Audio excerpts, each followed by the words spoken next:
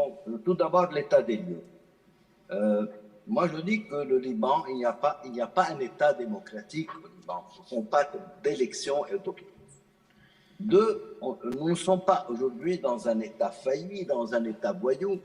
Nous sommes tout simplement dans un non-État. Ce qu'il y a, c'est deux choses. Une occupation iranienne, et je tiens à ça. Et deuxièmement, une classe politique voyou, assassine et corrompue. Bon. Et cette classe politique, elle joue le jeu quelque part de l'occupation iranienne. Alors pourquoi je dis occupation iranienne? Parce que tout simplement, le Hezbollah est, en tant qu'organisation, partie intégrante de la République islamique d'Iran. Il est la composante principale de ce qu'on appelle la brigade du Quds, dont la mission est l'exportation de la révolution islamique. Et cette brigade du Quds est partie intégrante des Pasdaran. Deuxièmement, il est aussi la composante principale de ce qu'ils appellent l'axe de la résistance, qui englobe bien sûr, n'est-ce pas, la brigade du Quds, mais avec en plus d'autres entités telles que le régime syrien, Hamas, les Houthis, etc. Bien. Alors, ceci étant dit, nous sommes sous l'occupation iranienne, quoique, bon, les participants au Hezbollah ont une identité libanaise. Deuxièmement, nous avons cette classe de corrompus, et là, cette classe de corrompus, celui qui vraiment éclaircit le point là-dessus, c'est Johannes Bachar-Boumediene, le dernier gouverneur du Mont-Liban, et qui a écrit un livre et qui a été édité en 2003 par une organisation arménienne à Paris. Eh bien, il dit que la structure sociopolitique libanaise est un mélange hybride de féodalisme arien et de tribalisme sémite. Et il dit que chaque chef de tribu essaye d'accaparer une parcelle du pouvoir central pour, n'est-ce pas, asseoir son autorité sur sa tribu et pour augmenter la force de sa tribu face aux autres tribus. Ça, c'est le système mafieux. C'est de là l'origine de la corruption. L'origine de la corruption n'est pas simplement que celui-là est mauvais, celui-là est bon, etc. C'est pas vrai. Donc ça, c'est la véritable origine de la corruption. Deuxièmement, qu'est-ce qu'il faut faire? Alors, ce qu'il faut faire, il faut tout d'abord faire un rassemblement qui puisse avoir un poids, une masse critique, ce que j'appellerais une masse critique, et qui aurait une feuille de route claire et nette et précise. Bon, la feuille de route comporterait, premièrement, n'est-ce pas, le travail, au fait, de l'application, il faut appliquer les résolutions des Nations Unies, et notamment le 1559, et parce qu'il parle de quoi? Du fait que les milices doivent être désarmées, qu'elles soient libanaises ou étrangères. Et deuxièmement, il faudrait mettre le Liban sous mandat international, suivant les chapitres 12 et 13 de la Charte des Nations Unies. Pourquoi? Parce que le problème, même si demain il n'y aurait plus d'occupation iranienne, on aurait un autre problème. C'est que cette classe politique, avec tout ce qu'elle a, avec l'État profond, avec l'argent qu'elle a, etc., ils vont revenir. Et ils vont revenir et ils vont refaire la même chose qui a été faite. Bon, il y a eu peut-être Fouad Cheb qui a essayé de les confronter, mais malheureusement sans trop de réussite. Bien. Alors donc, moi, ce que je dis, il faut mettre le pays sous mandat international, pas sous mandat d'un État, sous le mandat de l'ONU. Et sous ce mandat, il faut créer une autorité libanaise dont la seule fonction serait de balayer, n'est-ce pas, dans l'appareil d'État tous les effets de cette classe corrompue. il faut leur extirper leurs dents pour qu'ils cessent de faire ce qu'ils sont en train de faire. Bon, on ne peut pas leur demander de se réformer, ils ne vont pas se réformer. Alors donc, il faut les extirper. Et pour les extirper, donc, il faut enlever leur croc.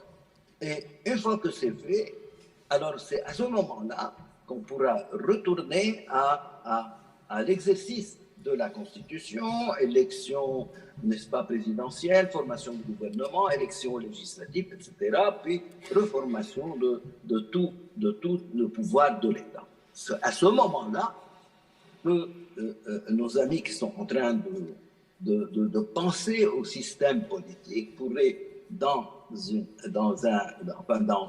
un climat d'assainissement, ils peuvent présenter leur projet d'affaires, des dialogues pour aboutir, n'est-ce pas, à un système, etc. Moi, d'après moi, la question, si vous remarquez, les communautés sont toutes pareilles.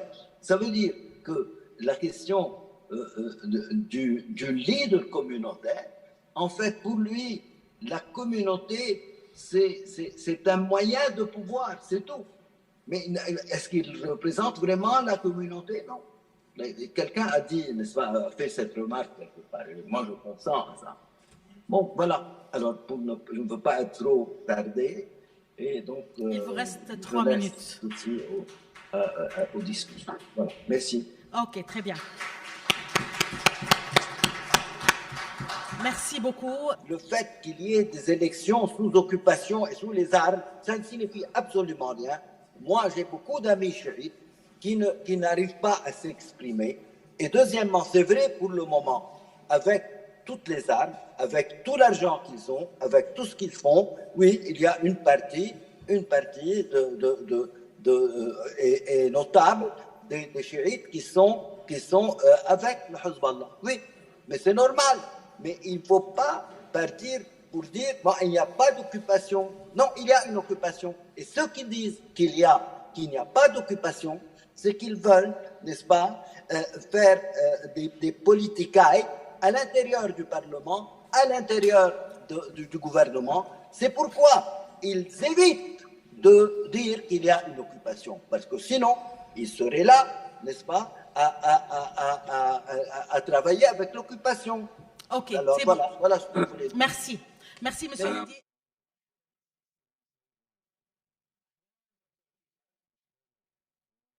Je vais donner un éclairage un peu stratégique qui recoupe un peu ce qui a été dit, mais qui est un peu différent. Moi, je crois que la question du Hezbollah n'est pas une question de milice, et ce n'est pas une question que c'est un proxy de la République islamique d'Iran. Moi, je crois que le Liban est sous occupation de la République islamique d'Iran via Hezbollah étant, n'est-ce pas, partie intégrante de la République islamique d'Iran, étant, n'est-ce pas, la composante principale de la brigade du Quds, étant la composante principale de l'axe de la résistance, étant donné aussi que Nasrallah est le chef incontesté et de la brigade et de l'axe après la mort de Soleimani. Par conséquent, il faut prendre toute la mesure de cette histoire de Hezbollah. Ce n'est pas une milice, ce n'est pas une petite histoire, c'est une grande. Deuxièmement, ce que je voudrais dire, c'est que le Liban a toujours intéressé enfin, les partis internationaux et régionaux lorsqu'ils devenaient une menace pour la sécurité, la stabilité et la paix dans la région et dans le monde. Je pense qu'aujourd'hui, c'est le cas. Hein? C'est le cas, même s'il y a, comme vous dites, n'est-ce pas, l'accord de Pékin, etc. Cet accord, il ne va pas aller trop loin. Il y a un apaisement aujourd'hui de l'Iran, de l'action de l'Iran dans la région arabe, dans le Moyen-Orient, mais il y a aujourd'hui une concentration de ces efforts de d'islamiser le monde à travers l'attaque contre ce qu'ils appellent aujourd'hui, n'est-ce pas, l'État en perdition, qui est l'État d'Israël. Et vous remarquez, si vous voulez, n'est-ce pas, toutes les actions aujourd'hui qui sont menées d'une façon ou d'une autre, hein, et chaque jour il y a des morts palestiniens, chaque jour il y a des morts israéliens, et je pense que sur le plan stratégique, l'Iran et le Hezbollah considèrent qu'ils sont en train de passer d'une étape de la défense stratégique à l'étape de l'égalité stratégique, et ils sont maintenant au début de l'étape de l'attaque stratégique. Et je pense que ce qu'il y a dans le Moyen-Orient est absolument important. C'est vrai que maintenant il y a une sorte d'accalmie relative, mais que d'ici 1-2 ans, le Moyen-Orient va redevenir, il ne le veuille pas, la priorité, n'est-ce pas, de l'Occident et d'autres joueurs internationaux. Ils ne peuvent pas partir, n'est-ce pas, l'Ukraine et je ne sais pas quoi, et puis on va contrer, n'est-ce pas, la Chine dans le sud-est asiatique, alors que, n'est-ce pas, la Chine et la Russie sont ici, ils ne sont pas là-bas. Et par conséquent, il va y avoir un shift dans cette histoire. Il faut revenir un peu à l'histoire du Liban aussi, à savoir que effectivement le Liban très souvent n'a intéressé les joueurs internationaux que lorsque ils commencent à devenir embêtants pour leur sécurité, pour leurs intérêts. Et je pense qu'aujourd'hui, n'est-ce pas, le Liban est en train de devenir vraiment quelque chose de très important pour leur sécurité, la sécurité régionale et internationale. Et comment, bon, à cause tout d'abord de l'existence du Hezbollah, deuxièmement, à cause aussi du fait que des Syriens, des réfugiés syriens, des réfugiés palestiniens qui peuvent être un terroir pour un djihadisme sunnite contraire à un certain moment, et aussi pour l'Europe, parce qu'il y a un problème, bon, tous ces gens, both people qui se mettent, qui veulent partir vers l'Europe. Donc ils ont intérêt. Mais maintenant, pour le moment, ils essayent d'atermoyer, ils essayent de faire une gestion de crise plutôt que de prendre le taureau par les cornes. Par conséquent, maintenant, pour le moment, c'est ça. Alors, que faut-il faire? Quel est notre problème? Nous avons certainement une occupation iranienne. Et ce n'est pas simplement, il y a des chiites, ce n'est pas des chiites.